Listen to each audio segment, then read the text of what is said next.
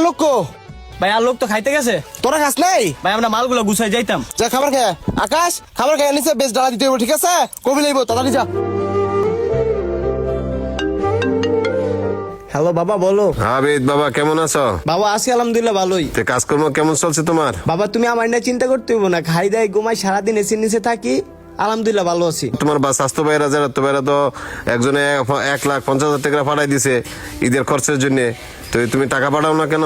বাবা আমগো কোম্পানিতে টাকা আটকা রয়েছে, পাইলেই পাঠাই দিমুনি। তোমার ভাইরা তো মার্কেট করার লাগে ফাগলি গেছে গা। বাবা তুমি সবার একটু ম্যানেজ করো, আমার হাতে টাকা আসলে আমি পাঠাই দিমুনি। আচ্ছা ঠিক আছে, ইনশাআল্লাহ তুই ভালো থেকো। হ্যাঁ আচ্ছা ঠিক আছে বাবা, আল্লাহ হাফেজ। কিরে তুই তোর বাবার সাথে মিথ্যা কথা কইতেছিস কেন? আরে কি আর কমো কো, বাপে ঘের জমির বেচে বিদেশ পাঠাইছে, এখন যদি কষ্ট করে আইসা শোনে তাহলে বাপে অনেক কষ্ট পাইব রে। আচ্ছা চল হাত মুখ দিয়ে খাবারটা খাইনি, ফোরম্যানের সাথে যদি দেয় ফোনে কথা কইতেছি ঠেলাটা মারবো বলা করে। কিরে তোর যেন বাবার দোষ নাই, খাবি কোন সময় কাজ করবি কোন সময়? কবি যে অবস্থা দেখে পাঁচটা তো খাবো আমি, তাড়াতাড়ি যা খাবার শেষ করে কাজে লাগ।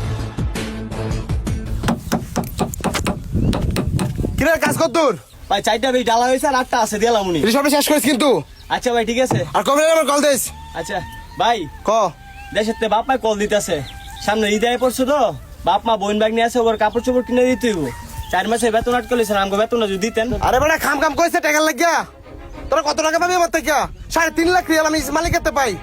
কারণ টাকার কথা কইছে, আমার কইছে তোর কাম লাগবো না জায়গা। আমি টাকা দিম কইতে বাইতে কিনে দিমু। তোরা কাজ কর, বিল পাই আমি দিমু। আর কবি লাইলে আমার ফোন দিস। আর সব কাজ করতো আইজন মালিকেতে না বলিস তোরা। ঠিক আছে ভাই। শেষ কথা তাড়ি। বাবা ফোন টোন দরস না করে টাকা পয়সা দিবি দেখা তোর বোনের বাবা ইফতারে দিতে হইব, তোর বাইক মার্কেট করতে হইব। আঙ্গরে দিব কিন্তু শ্বশুর শাশুড়ি করে দেয়, জুলা করে জুলা। আমরা তো অনেকে ওই না ফুটা দূরি খেত বেচা ফাটাইছো, দাও লাগতো না মার্কেট আঙ্গো। বাবা একটু বোঝার চেষ্টা করো, আমি তো সাইডে কাজ করতেছি, এখন যদি ফোরম্যান টাকা না দেয় আমি কেমনে টাকা পাঠাবো? আব্বা অন্য মানুষ দেন গা লাখ লাখ টাকা দেশে ফাটাইতেছে, আপনার ফুতে কি খালি পারে না? দেন গা তাই শ্বশুর শাশুড়ি ভাই সব দিয়ালায় জুলা করে, দেখেন একদিন বাড়িবো। বাবা তোমরা তো মনে করো আমরা টাকার মেশিন। তোর কোনো খোঁজ খবর নিতে হইব না, ঈদের মার্কেটও করতে হইব না। তুই তোর মতন থাক, আমরা আঙ্গ মতনই থাকি। ফোন রাখ। থাক বন্ধু, কষ্ট পাইস না, আমাদের প্রবাসীদের জীবনটা এরকম। এত কষ্ট করে কাম করে 4 মাস ধরে স্যালারি অ্যাড করে লইছে, টেয়া পাইতেছি না।